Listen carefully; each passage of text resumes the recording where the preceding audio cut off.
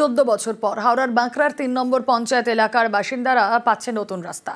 রাস্তা সংস্কারে উদ্যোগী ডোমজুর পঞ্চায়েত সমিতি।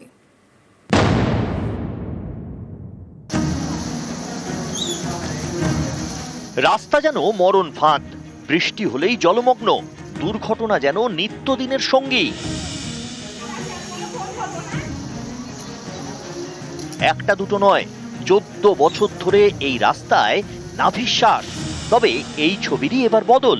হাওড়ার বাঁকড়ার 3 নম্বর পঞ্চায়েত এলাকায় রাস্তা সারাই হচ্ছে। ডোমজুর পঞ্চায়েত সমিতির উদ্যোগে রাস্তা মেরামতি হচ্ছে। 25 লক্ষ টাকা খরচে 1 কিলোমিটার রাস্তা সংস্কার হবে। এই রাস্তা দিয়ে 16 নম্বর জাতীয় সড়কে পৌঁছে যাওয়া যায়। হাওড়া আমতা রোডে যেতেও এই রাস্তাই ভরসা। বাঁকড়া 3 নম্বর হাসপাতাল রোড নতুনভাবে তৈরি হওয়ায় খুশি বাসিন্দারা। অনেক রকম টোটো ফোটো সব উল্টে গেছে, অনেক রকম মানুষের অসুবিধা হতো। তার জন্য একটা স্টেটমেন্ট নেওয়ার পরে সরকার একটা জায়গা দাঁড়িয়ে একটা রাস্তা করে দিল, এটা খুবই খুশি আমরা। এত সুন্দর হয়েছে, এত বছর পর হয়েছে, তো একটা ভালো কাজ হয়েছে। মানুষ পড়ে যাচ্ছে, টোটোওয়ালা পড়ে যাচ্ছে, ভেন পড়ে যাচ্ছে। একটা ঢালাই রাস্তা হওয়ার পর প্রায় 8 থেকে 10 বছর সেটা লাগে ক্ষয়ক্ষতি হতে। 10 বছর হয়ে গেছে, আবার নতুন করে তৈরি করতে হবে। সামনে বর্ষা রয়েছে, মানুষের দাবি ছিল বর্ষার আগে যাতে রাস্তাটা হয়ে যায়, সেটা আমরা সম্পূর্ণ করতে পেরেছি ডোমজুর পঞ্চায়েত সমিতির মাধ্যমে।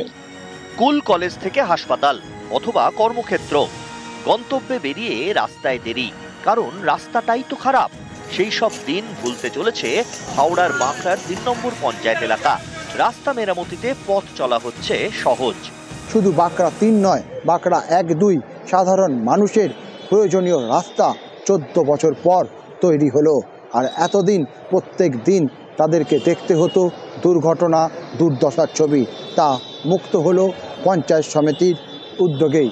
ক্যামেরায় রাজু ভুইয়ার সঙ্গে দেবাশিস চক্রবর্তী, নিউজ 18 বাংলা, হাওড়া। বাবা চা শ্রমিক, অনটন নিত্য সঙ্গী, তবু অদম্য জেদের সাফল্য নকশালবাড়ির অপর্ণা লিম্বুর। MBBS পাশ করেছে মেধাবী ছাত্রী, আর বাবার মৃত্যুর পর অভাবের মধ্যেও হেরে যাননি আলিপুরদুয়ারের দীপজ্যোতি সরকার।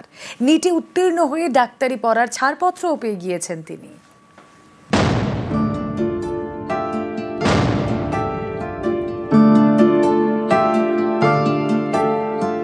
একটি কুঁড়ি, দুটি পাতা, নীল আকাশের নিচে সবজে চা বাগান, কখনো রোদ ঝিলমিল, কখনো পড়ন্ত বিকেলের নিস্তব্ধতা।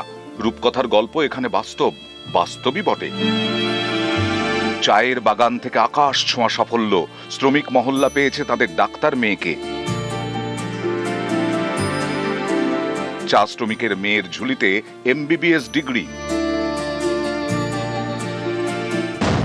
নকশালবাড়ির অপর্ণা লিম্বু, তাঁর বাবা অটল চা বাগানের সাতভাইয়া ডিভিশনের শ্রমিক। অপর্ণার মা নেই, চা শ্রমিকের ঘরে অনটন নিত্য সঙ্গী। তার মধ্যেই ঘন্টার পর ঘন্টা ডাক্তার হওয়ার জন্য পড়াশোনা করেছেন।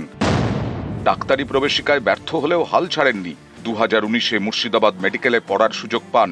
এবার MBBS পাশ করে মহল্লায় ফিরলেন চা শ্রমিকের মেয়ে।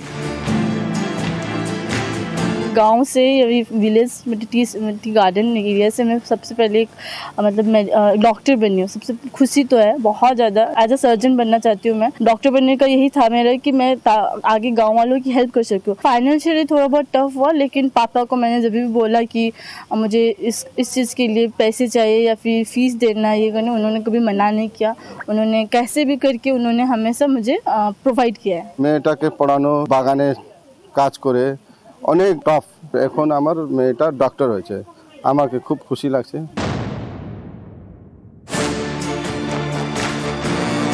নকশালবাড়িতে যখন ইচ্ছে পূরণের ছবি, তখন আলিপুরদুয়ারে আর এক জিতে যাওয়ার গল্প। আলিপুরদুয়ারের 20 নম্বর ওয়ার্ডের শান্তিনগরের বাসিন্দা দীপজ্যোতি সরকার। রাজমিস্ত্রি, বাবা কাজ করতেন কেরলে, ফেরেন ক্যান্সার আক্রান্ত হয়ে। চিকিৎসা চালানোর সামর্থ্য ছিল না, সেলাইয়ের কাজ করে সংসার চালান মা। দীপজ্যোতির যখন ক্লাস 10, তখন বাবার মৃত্যু হয়। তাতেই যেন সফল হওয়ার জেদ আরো বেড়ে যায় মেধাবী ছাত্রর। মাধ্যমিক ও উচ্চ মাধ্যমিকে 90% বেশি নাম্বার পেয়েছেন দীপজ্যোতি। পুনের এক স্বেচ্ছাসেবী সংগঠনের সাহায্যে নিটের কোচিং নেন। এবছরে নিটে 720-তে 512 পেয়েছেন। রাজ্যে দীপজ্যোতির র্যাঙ্ক 914, দেশে 39,413। আমি খুবই খুশি হয়েছি এবং আমার বাড়ির সকলে এবং নেবার্সরা সবাই খুশি হয়েছে। অ্যাকচুয়ালি আমি ছোটোবেলা থেকেই চাইতাম যে আমি একজন ডক্টর হব, যদিও আশেপাশে লোকের থেকে শুনেছি যে ডক্টর হতে গেলে প্রচুর টাকা পয়সা খরচ হয়, বাট তাও আমার ইচ্ছে ছিল যে আমি ডক্টর হয়েই ছাড়বো, যাই হয়ে যাক না কেন।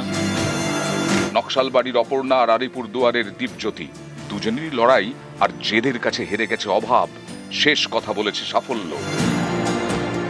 নকশালবাড়ি থেকে বিশ্বজিৎ মিশ্র, আলিপুরদুয়ার থেকে রাজকুমার কর্মকার, নিউজ 18 বাংলা। কাল থেকে ফের বৃষ্টি দক্ষিণবঙ্গে, রবিবার পর্যন্ত বিক্ষিপ্তভাবে ভারী বৃষ্টির সতর্কতা। 2 24 পরগনা, 2 বর্ধমান, 2 মেদিনীপুরে ভারী বৃষ্টির পূর্বাভাস ঝাড়গ্রাম, পুরুলিয়া, বাঁকুড়ায়। সোম মঙ্গলবার বিক্ষিপ্ত বৃষ্টি, বুধবার থেকে বৃষ্টির পরিমাণ কমবে দক্ষিণবঙ্গে, উত্তরবঙ্গে বৃষ্টি বাড়বে মঙ্গলবার থেকে।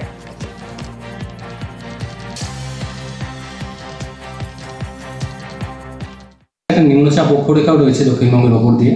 এর প্রভাবে আগামী 5 দিন দক্ষিণবঙ্গে বৃষ্টিপাতের পরিমাণ কিছুটা বেশির দিকে থাকবে। সব জেলাতেই বৃষ্টিপাতের সম্ভাবনা রয়েছে হালকা থেকে মাঝারি ধরনের। 4 থেকে 6 তারিখের মধ্যে দক্ষিণবঙ্গে বৃষ্টিপাতের পরিমাণ আর একটু বাড়ার সম্ভাবনা রয়েছে, 2-1 জায়গায় ভারী বৃষ্টির সম্ভাবনা থাকছে। উত্তরের জেলাগুলো অর্থাৎ দার্জিলিং, কালিম্পং, জলপাইগুড়ি, কোচবিহার, আলিপুরদুয়ার এই জেলাগুলোয় 2-1 জায়গায় ভারী বৃষ্টির সম্ভাবনা রয়েছে। তারপর আবার 8 তারিখ থেকে উত্তরের জেলাগুলো 2-1 জায়গায় ভারী বৃষ্টির সম্ভাবনা থাকবে। 5 দিন কলকাতা পার্শ্ববর্তী অঞ্চলের জন্য প্রধানত মেঘলা আকাশই থাকবে, বৃষ্টিপাতের সম্ভাবনা রোজই রয়েছে। ইন্টেন্সিটি বাড়ার সম্ভাবনা রয়েছে 4 থেকে 6 তারিখের মধ্যে। এবার বাঁকুড়া মেডিকেলে মিলবে আরো উন্নত মানের চিকিৎসা। হাসপাতালে বসানো হলো 10টি অত্যাধুনিক যন্ত্র, সৌজন্যে পাওয়ার grid corporation. Bankura Sammilani medical college হাসপাতাল, প্রতিদিন এখানে রোগীর ভিড়। আশপাশের জেলা ছাড়াও প্রতিবেশী রাজ্য ঝাড়খণ্ডের বাসিন্দাদের একাংশের বড় ভরসা। এমন একটি গুরুত্বপূর্ণ হাসপাতালে মিলবে অত্যাধুনিক চিকিৎসা। এর জন্য উদ্যোগ নেয় power grid corporation. Corporate social responsibility স্কিমে প্রায় 2 কোটি টাকা বরাদ্দ করা হয়। এরপরে হাসপাতালে বসানো হয় ophthalmic ultrasound, camera endoscope system, biofeedback সিস্টেমের মতো 10টি যন্ত্র। হাসপাতাল কর্তৃপক্ষের দাবি, এর ফলে আরো উন্নত পরিষেবা মিলবে। আমাদের Bankura Sammilani medical college and হসপিটালে 10টা স্পেশাল যন্ত্রপাতি দেওয়া হয়েছে। এগুলো স্পেশাল ইনভেস্টিগেশন এবং অপারেশন চিকিৎসাতে ব্যবহার হচ্ছে। এর মধ্যে আছে আমাদের আই ডিপার্টমেন্টের বিশেষ কিছু জিনিসপত্র, ইএনটির বিশেষ কিছু জিনিসপত্র, সাইকিয়াট্রি ডিপার্টমেন্টের বেশ কিছু জিনিসপত্র, গাইনি ডিপার্টমেন্টের ল্যাপারোস্কোপ এবং আমার স্পাইরোমিটার ফিজিওলজিতে। হাসপাতালে বসেছে অত্যাধুনিক যন্ত্র। এর ফলে বিভিন্ন পরীক্ষার রিপোর্ট মিলবে আরো দ্রুত, অপারেশন হবে আরো সহজে।